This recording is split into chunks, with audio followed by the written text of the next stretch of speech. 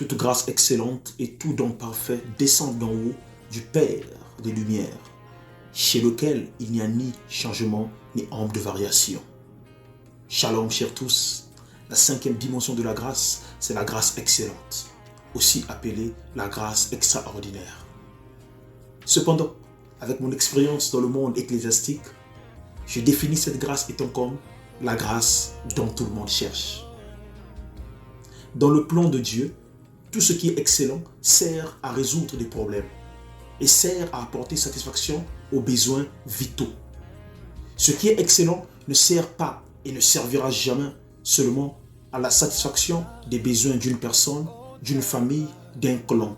Au contraire, ce qui est excellent est sujet de joie, de bonheur pour tout un pays, un continent et l'humanité tout entière. Revenons un instant sur Terre. Qui parmi nous peut nier l'excellence de l'électricité? Ou qui parmi nous peut nier l'excellence du téléphone portable dans notre quotidien? Oui, ce qui est excellent apporte des solutions pour tous. Raison pour laquelle Jacques associe l'excellence au don spirituel. Alors, allons-y dans les Écritures saintes. 1 Corinthiens 12, 7 à 11. Or, à chacun, la manifestation de l'Esprit est donnée pour l'utilité commune. Je répète, pour l'utilité commune. En effet, à l'un est donné par l'Esprit une parole de sagesse, à l'autre une parole de connaissance, selon le même Esprit. À un autre, la foi, par le même Esprit. À un autre, le don de guérison, par le même Esprit. À un autre, le don d'opérer des miracles.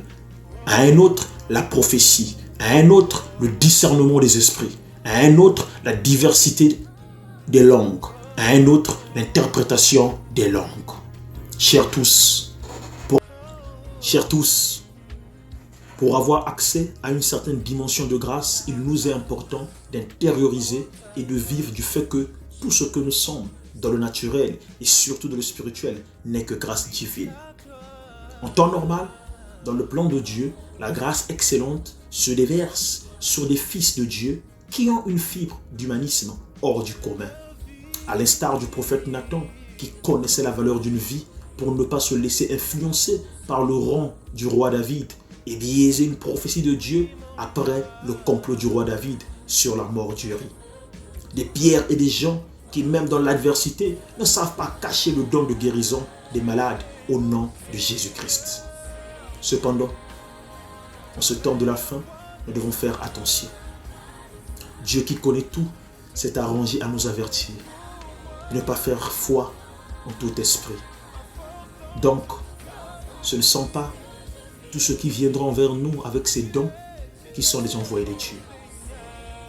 Car dans Acte 16, nous avons cette femme qui pratiquait la grâce excellente de la prophétie avec l'esprit du python. Une vraie abomination.